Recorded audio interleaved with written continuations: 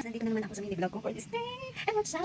Nagpalengke ako. Oo, dyan lang sa taas sa tubig. Oo. At may nakita akong prutas. Ito. Prutas. Lansones. Oo, pero kung tinikman ko, maasim. Pero hinog naman, oo. Ba't ganun? Maasim. At saka, ito mangga. Kasi yung anak ko nag-request sila ng mangga. So, bumili din ako. Ayan. And then, rambutan daw. Ito, rambutan.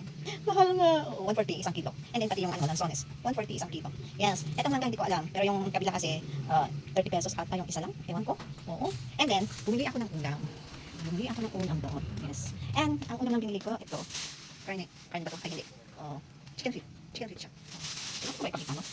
Pakita ko talaga. Ito, chicken feet. Oo. Kasi gusto ko ng chicken feet. Oo. Hindi ko alam kung magkano isang kilo. Pero itong karne, kasi sa tiyan daw. Ito. Yan. Ganyan. O ano, 380 isang kilo. So, mga 248 lang itong kinuha ko. Yun lang. Parang ang mura din tayo. So, yan nga. Yan nga ang binili ko dun sa kabila kasi ulungan doon. And may free pa-free sila. Oo. Ayan po. Santol.